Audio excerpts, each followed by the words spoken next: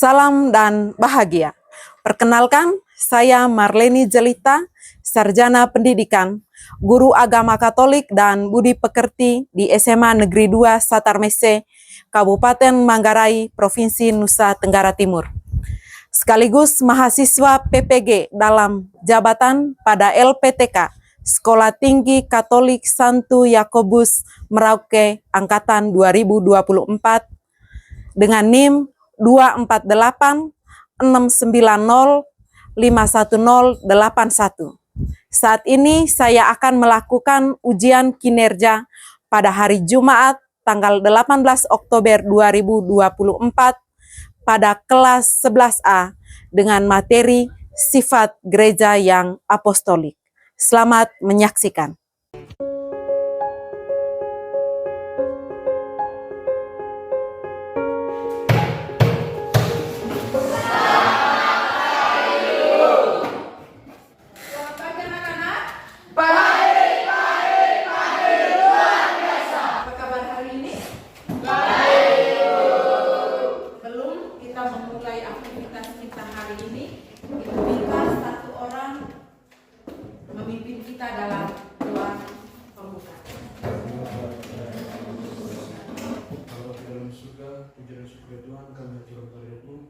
Segala kebaikan berkat Engkau telah melindungi kami dari pagi sampai saat ini. Ya Tuhan, kini kami melukis kepada kami, kiranya curahkanlah Kudus kepada kami. Semoga apa yang Ibu jelaskan kepada kami dapat mengerti dan bermanfaat bagi masyarakat kami. Namun kami puji ya Tuhan, kini dan sepanjang masa. Amin. Terima kasih untuk Gordias yang sudah membawa kita dalam doa hari ini. Baik, Ibu absen dulu. Amelia Jaya, Hadir Ibu. Antonia Juita, Hadir Ibu. Gordias Nandu. Hadir Ibu.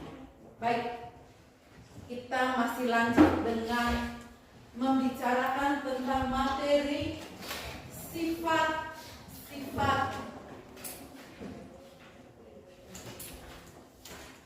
gereja.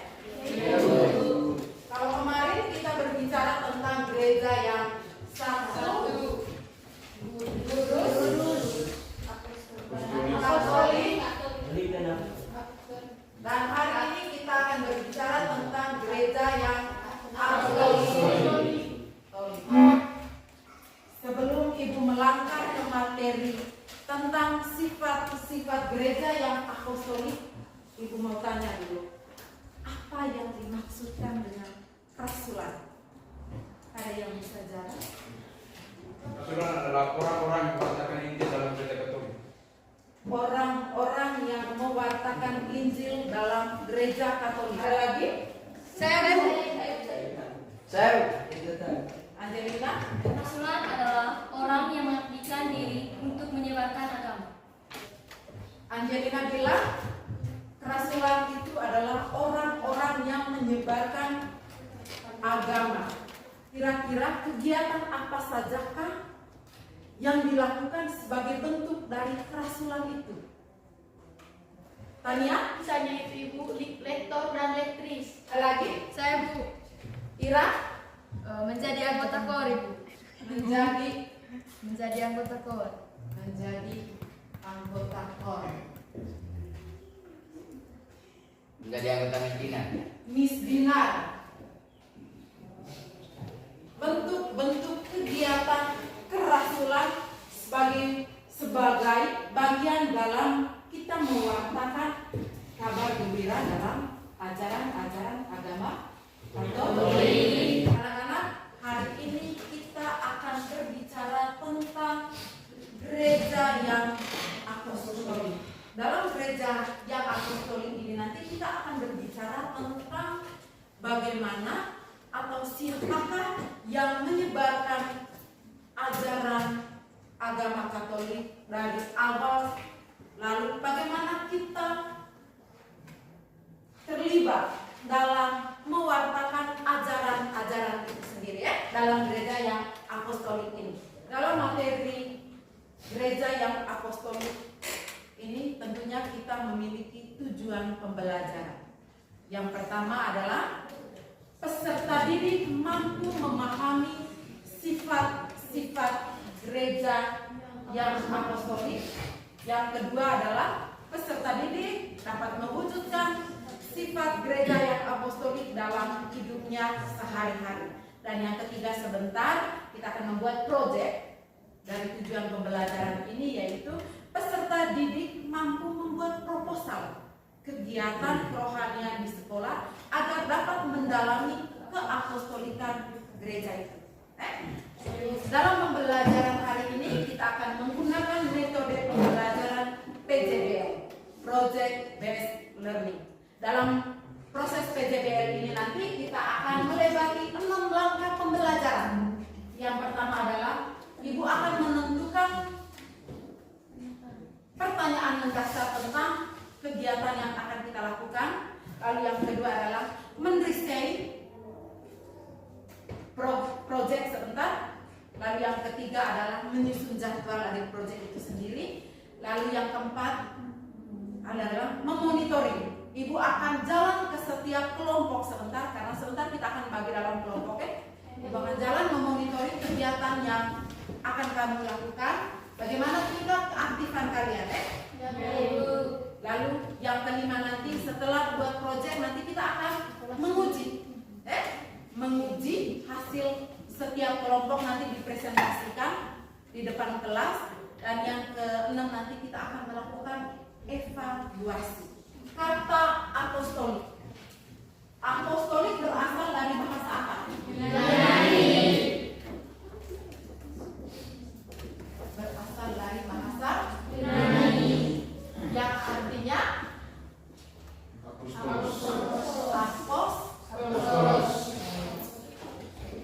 apostolos ini kalau dibawa ke bahasa Indonesianya apa? Utusan.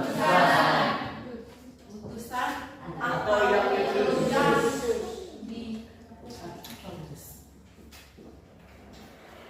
atau yang diutus ini kira-kira mau sebut siapa? Kita Kita umat Katolik adalah umat Katolik.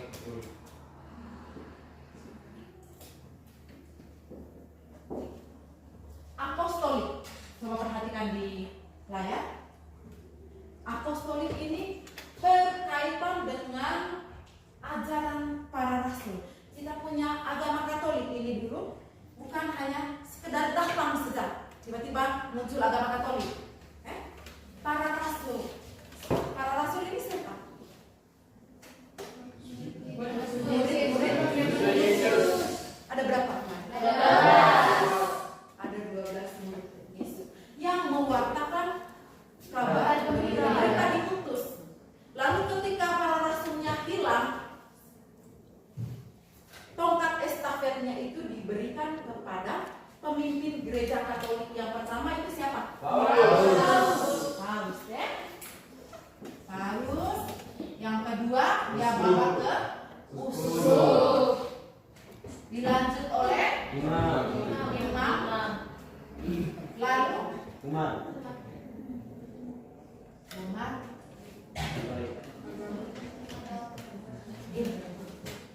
kita sebentar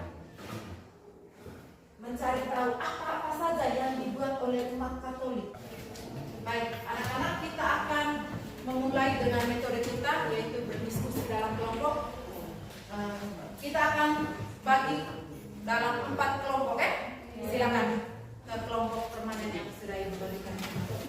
Berkaitan dengan gereja yang apostolik ini, beberapa tahun terakhir kita kekurangan rasul untuk mewartakan.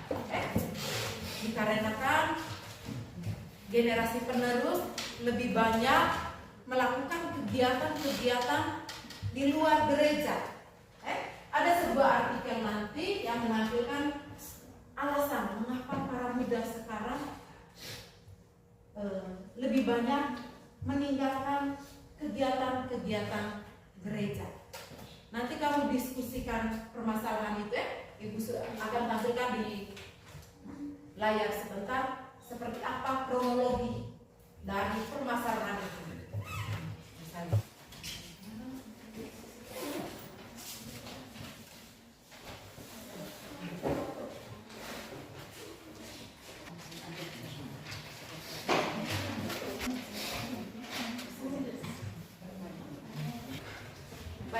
di dalam sudah menampilkan sebuah kasus berkaitan dengan para remaja atau OMK yang meninggalkan gereja sebagai generasi penerus gereja. Setelah mendiskusikan tentang artikel tadi berkaitan dengan OMK yang sudah jarang atau bahkan keluar dari kegiatan-kegiatan gereja, kira-kira apa alasannya? Silakan tanya. Berikut beberapa faktor yang menyebabkan anak muda sering meninggalkan gereja. Yang pertama, tidak adanya fasilitas yang mendukung perkembangan anak muda di gereja. Yang kedua, tidak ada kepercayaan akan peran anak muda dalam gereja. Yang ketiga, tidak dihargai perannya di gereja. Yang keempat, tidak adanya komunitas yang sesuai. Yang kelima, terkadang gereja membuka ruang, tetapi seakan-akan anak muda atau kaum remaja tidak mau atau tidak mampu dalam melakukan kegiatan dalam gereja, sehingga timbullah rasa malas atau bosan. Dan juga anak muda seringkali menyepelekan atau tidak peduli terhadap gereja. Dari Tania tadi, dia mengatakan bahwa Tidak adanya yang pertama adalah tidak adanya fasilitas yang mendukung aktivitas orang muda Di gereja. Katolik di gereja. Yang kedua, tidak dihargai. Yang ketiga adalah orang muda itu tidak mendapatkan ruang atau tidak dianggap, sehingga banyak orang muda yang meninggalkan gereja. Mereka lebih sibuk ke aktivitas yang lainnya. Kira-kira upaya apa yang dapat dilakukan untuk meningkatkan keterlibatan orang muda Katolik dalam gereja? Baik, saya ingin menjawab. Tanya, melibatkan mereka dalam kegiatan pelayanan, kepanitiaan atau kepemimpinan, dan juga adanya kesadaran dari anak muda itu sendiri untuk terlibat aktif dalam kegiatan gereja. Mari kita berikan tepuk tangan untuk Jaya. Langkah yang paling tepat untuk gereja, agar gereja melibatkan anak muda, yaitu memberikan ruang untuk anak OMK terlibat aktif, baik dari segi pembangunan, perayaan, pemimpin doa, tetapi bukan doa Ekaristi doa ibadah diberikan kepada OMK supaya ada ruang, supaya diberi kesempatan untuk anak muda berkembang di dalam gereja. Mari kita buka kitab Matius bab 28, Matius 28 ayat 16 sampai dengan 20. Saya minta satu orang membaca kitab Matius. Silakan. Inilah Injil Yesus Kristus karangan Matius bab 28 ayat 16 sampai 20. Dan ke-11 murid itu berangkat ke Galilea, ke bukit yang telah ditunjukkan Yesus kepada mereka. Ketika melihat Dia, mereka menyembahnya, tetapi beberapa orang ragu-ragu. Dan ketahuilah, aku menyertai kamu senantiasa sampai kepada akhir zaman. Demikianlah sabda Tuhan. Terpujilah Kristus. Baik anak-anak, setelah kita membaca kitab Matius bab 28 ayat 16 sampai dengan 20 tadi, kira-kira apa pesan yang disampaikan dalam bacaan tersebut yang berkaitan dengan keapostolikan gereja? Silakan. Baik, bagi saya terkait dengan Injil Matius bab 28 ayat 16 sampai 20. Arti dari Injil tersebut bahwa kita diminta untuk mewartakan Injil Allah seluruh dunia. Baik, ada dua kata kunci dari pesan kitab Matius bab 28 ayat 16 sampai dengan 20. Yang pertama adalah mewartakan Injil Allah ke seluruh dunia. Yang kedua adalah setiap orang siapa saja dipanggil untuk menjadi murid Yesus untuk mewartakan kerajaan Allah. Hari ini kita akan mendesain proposalnya. Proposalnya nanti ada di depan contoh cara pembuatan proposal kegiatan. Silakan tentukan kegiatan apa yang kamu mau bawa sebagai bentuk kegiatan kalian dalam mewartakan agama Katolik. Kita harus melewati 7 langkah dalam pembuatan proposal. Silakan tentukan judul apa atau kegiatan apa yang ingin kamu bawa di hari yang akan datang, di bulan yang akan datang, sebagai bentuk dari pewartaan kamu di sekolah ini.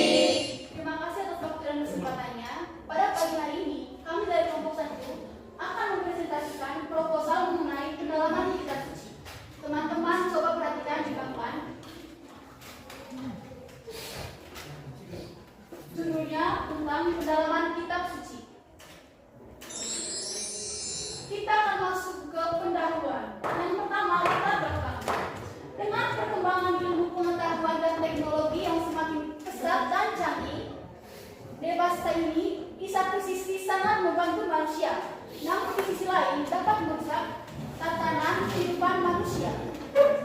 Gejala yang secara nyata nampak dialami sebagai pengaruh teknologi adalah hubungan antara sesama semakin jauh, egois, dan pribadi semakin berkembang.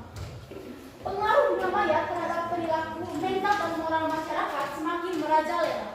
SMA 2 Negeri Satargi Salatimajo yang merupakan agen penerus gereja hendaknya terus berkembang membawakan kabar tentang kebaikan Injil, kebaikan Tuhan, sehingga boleh mengambil bagian dalam membawakan Injil. Melalui pendalaman kitab suci yang diadakan setiap bulan dalam minggu ketiga, sehingga peserta didik memiliki kecintaan dan rasa percaya diri dalam mengungkapkan pengalaman kebaikan Tuhan. Tujuan kegiatan 1. Mengenal kitab suci sebagai sumber iman dan inspirasi hidup. Yang kedua, meningkatkan rasa percaya diri untuk mengungkapkan pengalaman hidup peserta didik. Yang ketiga, membawakan kabar baik tentang Tuhan melalui kegiatan-kegiatan kerohanian. Berikut isi proposal yang kami tawarkan adalah: yang pertama, tema pendalaman kitab suci. Jenis kegiatan membaca kitab suci. Yang kedua, pendalaman iman. Pendalaman ini setelah membaca kitab suci. Pesertanya seluruh peserta didik SMA 2 Satargi Salatimajo. Berikut peralatan yang dibutuhkan: 1. Buku Alkitab. Yang kedua, buku panduan pendalaman kitab suci.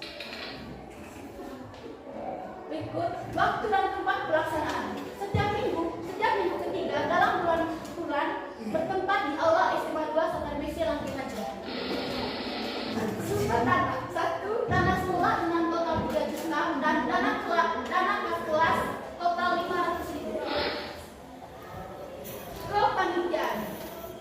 Penanggung jawab: Bapak Kepala Sekolah SMA 2 Satar Mesi Langkih Majo, Bapak Alexander Bekoran, SPD.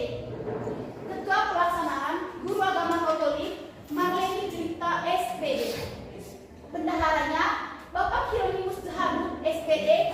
Berikut seksi-seksinya. Yang pertama, tim OSIS di bidang kerohanian, dan yang kedua, kelas dari kelas 10 sampai kelas 11. Baik, sekian presentasi mengenai proposal kami. Kami ucapkan ribuan terima kasih. Baik, hasil proposal yang disampaikan oleh kelompok 1 tadi berkaitan dengan kegiatannya mereka adalah pendalaman pendidikan ini ya. Menurut kamu proposal ini sudah sempurna? Sudah atau belum? Sudah itu. Sudah ya? Nanti kelengkapan yang lainnya itu disempurnakan lagi oleh kelompok 1 ya, sampai pada pelaksanaan ya. Pelaksanaan proposal mereka tadi berkaitan dengan pendalaman kitab suci dilakukan di SMA Negeri 2 setiap bulan di minggu 3. Jenis kegiatan mereka. Mari kita beri kesempatan untuk kelompok 2 memaparkan hasil proposal mereka. Terima kasih kepada guru dan teman-teman atas kesempatan yang diberikan kepada kami. Kami ingin mempromosikan proposal yang kami telah buat, yaitu kegiatan doa serius setiap pagi pada bulan Oktober. Latar belakang kami milih judul ini adalah karena tradisi doa serius merupakan salah satu devosi resmi yang ditetapkan oleh gereja atau ajaran gereja sebagai bagian dari penghayatan iman Kristiani dengan melibatkan seluruh umat Kristen Katolik. Tujuan dari kegiatan ini adalah: yang pertama, sebagai penghormatan kepada Bunda Maria; yang kedua, membantu peserta didik untuk lebih mendalam misteri keselamatan; yang ketiga, membantu peserta didik melalui pertumbuhan rohani dan sebagai pendoa; yang keempat, mengajarkan nilai-nilai rohani seperti rohani ketekunan, kesetiaan, ketaatan, kesederhanaan, penyedaran diri, kesabaran, kerelaan berkorban, kerendahan hati, dan keberanian. Isi proposalnya itu kegiatan doa serius setiap pagi pada bulan Oktober. Yang pertama, kebersihan 2 bulan Maria di pedang pada tanggal 31 September. Yang kedua, bisa pembukaan bulan doa Rosario. Yang ketiga, setiap hari pagi seperti berdoa Rosario bersama di lapangan bola maupun di kelas masing-masing. Waktu dan tempat pelaksanaan kegiatannya itu: yang pertama, kebersihan doa Maria di pedang tanggal 29 September 2024. Yang kedua, bisa pembukaan doa Rosario tanggal 30 September 2024 di Gereja Santo Pio Langkih Majo. Yang ketiga, doa Rosario di sekolah setiap hari dimulai dari tanggal 1 sampai tanggal 31 Oktober 2024. Sumber dananya itu dana sekolah dengan total 3 juta rupiah. Yang kedua, dana kelas 500.000 rupiah. Yang pertama, kepanitiaan. Yang pertama, penanggung jawab itu Bapak Kepala Sekolah SMA Negeri Langkih Majo, Bapak Alexander Bekoran, SPD. Dua perusahaannya itu Guru Agama Katolik Marleni Juwita, SPD. Serta bendaharanya itu Bapak Hieronymus Zahadu, SPD. Dan seksinya itu tim OSIS dan bidang kerohanian serta ketua kelas dari kelas 10, kelas 11, dan kelas 5. Sekian dan terima kasih atas perhatian yang kami ucapkan. Terima kasih. Dari kelompok 1 tadi, proposalnya berkaitan dengan pendalaman kitab suci dilakukan setiap minggu ketiga dalam bulan. Kelompok 2 tadi berbicara tentang menyambut doa Rosario yang akan dilakukan oleh peserta didik mulai dari tanggal 29 sampai pada tanggal 31 Oktober menjemput bulan Rosario. Kelompok 3 tadi membentuk kelompok paduan suara rohani. Kelompok 4 berkaitan dengan kebersihan lingkungan paroki. Ibu harap nanti kegiatan ini benar-benar terlaksana, karena penilaiannya nanti akan Ibu lakukan mulai hari ini sampai pada pelaksanaan kegiatan yang kamu sudah katakan hari ini.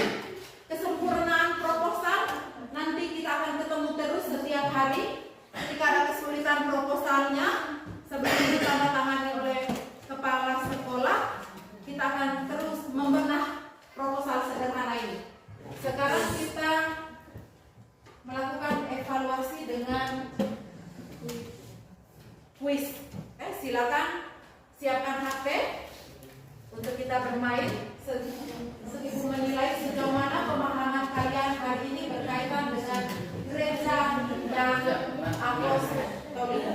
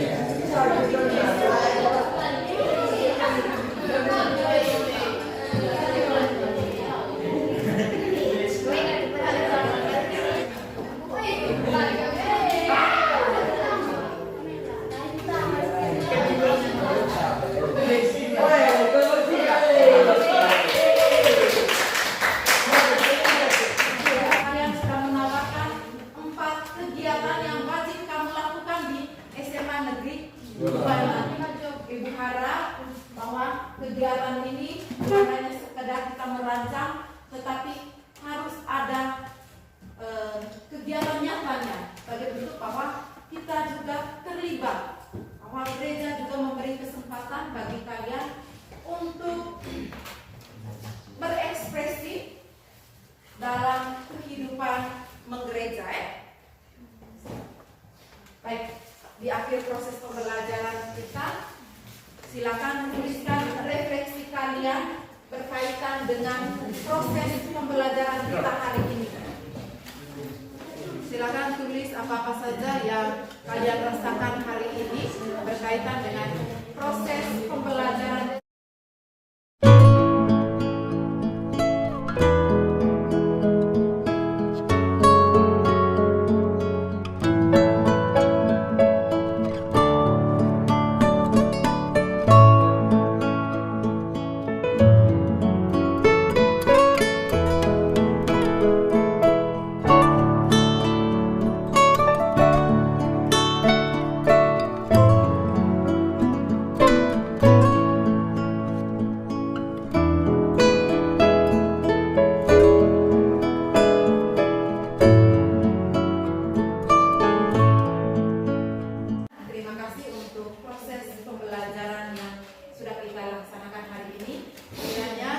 Dalam proses pembelajaran hari ini kita dapat menerapkan materi berkaitan dengan gereja yang apostolik melalui kegiatan-kegiatan yang akan kita lakukan di hari-hari yang akan datang. Untuk menutupi kegiatan kita hari ini, saya minta satu orang memimpin kita dalam